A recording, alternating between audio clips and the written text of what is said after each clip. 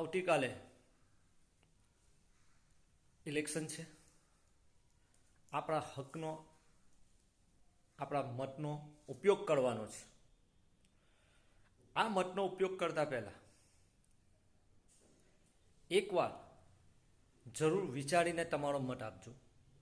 કારણ કે આ દેશમાં કેટલી મોંઘવારી છે, ભ્રષ્ટાચાર ખૂબ જ મોટા પ્રમાણમાં વધી ગયો છે, આપણી મા બહેનોની સુરક્ષાનો સવાલ છે, અને એજ્યુકેશનની વાત કરીએ ગુજરાતમાં તો તદ્દન ખતમ થઈ ગયું છે. મોંઘવારીની વાત કરો તો મોંઘવારી તો એટલી બધી વધી ગઈ છે કે ગરીબ અને મીડિયમ વર્ગને જીવવાનું મુશ્કેલ થઈ ગયું છે. આ બધા મુદ્દા, આવા તો ઘણા બધા મુદ્દા છે. પાણી, ગટર, રોડ, રસ્તા, ઘણા બધા એવા મુદ્દાઓ છે કે જે આ સરકાર 30 વર્ષથી નગરપાલિકા હોય કે લોકસભા હોય કે વિધાનસભા હોય, જિલ્લા પંચાયત હોય, દરેક જગ્યાએ એમનું શાસન હોવા છતાં આ દરેક બેઝિક મુદ્દામાં આ સરકાર ભારતીય જનતા પાર્ટી ફેલ છે. આ મુદ્દાઓને ધ્યાનમાં રાખી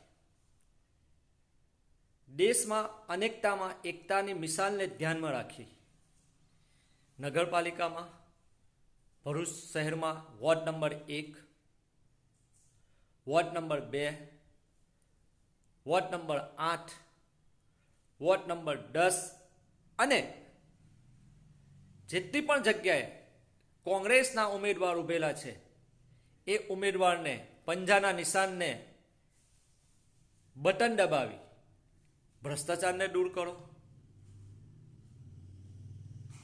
એજ્યુકેશનને લાવવા માટે પંજાના બટનને દબાવો, અને ગુજરાતમાં દારૂબંધી હોવા છતાં ખુલ્લામાં દારૂ મળી રહ્યું છે, જેનાથી લોકોના ઘરો બરબાદ થઈ રહ્યા છે, નાના નાના બાળકોના ભવિષ્ય ખતમ થઈ રહ્યા છે.